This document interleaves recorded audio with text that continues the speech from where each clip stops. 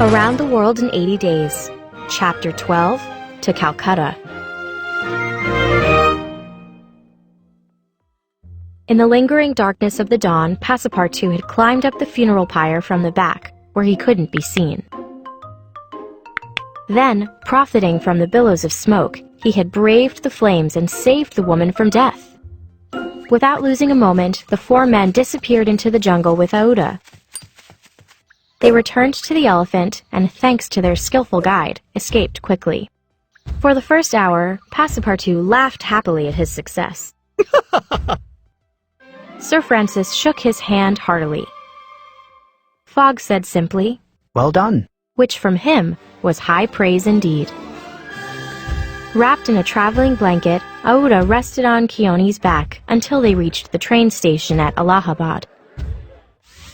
It was 10 o'clock, and the journey to Calcutta would take 24 hours. They would have just enough time to catch the steamer for Hong Kong on October 25 at noon. Passepartout was sent to purchase some necessities for Aouda, including a dress and a shawl. While he was away, Mr. Fogg and Sir Francis helped Aouda to a waiting room in the station. They watched her anxiously, waiting for her to revive from her long slumber. She had delicate cheeks, long silken lashes, fine white teeth, and smiling lips. The men could not help but notice how charming she was. Passepartout returned a little before the train was about to leave. Outside the station, Mr. Fogg was paying the guide, who stood with Keone. "You've been a great help," he was saying. "I have paid you for your service, but not for your devotion. Would you like to have this elephant? He's yours."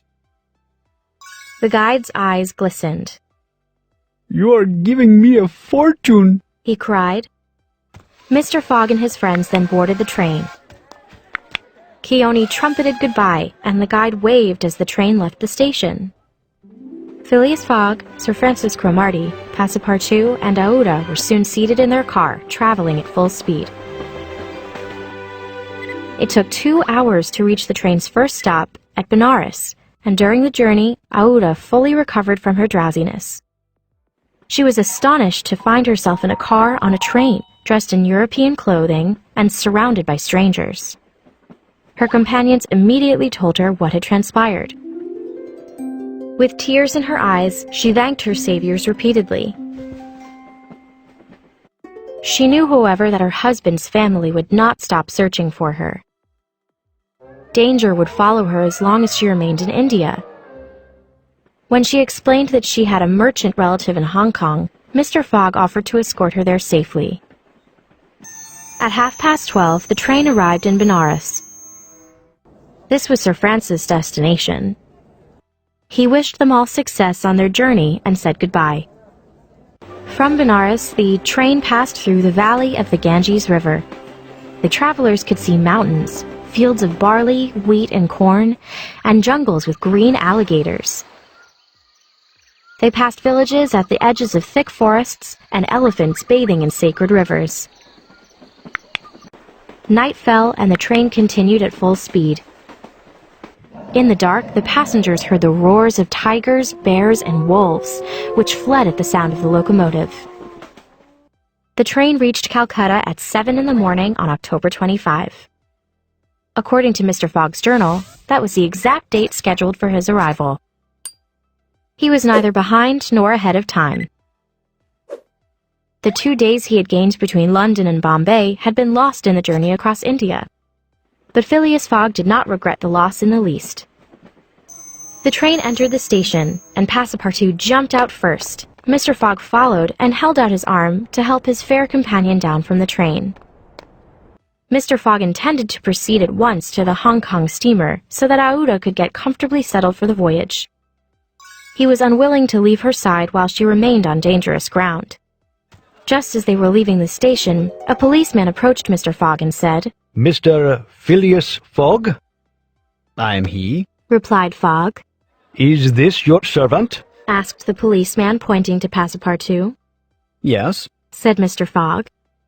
"Both of you be good enough to follow me," commanded the policeman. Mr. Fogg betrayed no surprise or alarm. Passepartout tried to explain that they had no minutes to spare, but the policeman tapped him with his stick, and Mr. Fogg gave Passepartout a signal to obey. May this young lady come with us? Asked Mr. Fogg. She may. Replied the policeman. Mr. Fogg, Aouda, and Passepartout were conducted to a four-wheeled carriage drawn by two horses. They took their seats next to the policeman and were soon on their way. During the 20 minutes that elapsed between leaving the train station and arriving at the courthouse, no one spoke. As our train traveled to Calcutta, we saw the famous Ganges River. I must say it was beautiful. The river runs a little more than 1,500 miles from the Himalayas all the way to the Bay of Bengal, through some of the most fertile and populated land in the world. According to Hinduism, the Ganges River is the holiest of rivers. Its water is considered holy, and Hindus believe that bathing in it will wash away sin. As a result, many Indians travel great distances every year to drink and bathe in the river's holy water. It is also believed that spreading one's ashes in the river after death leads to quicker salvation.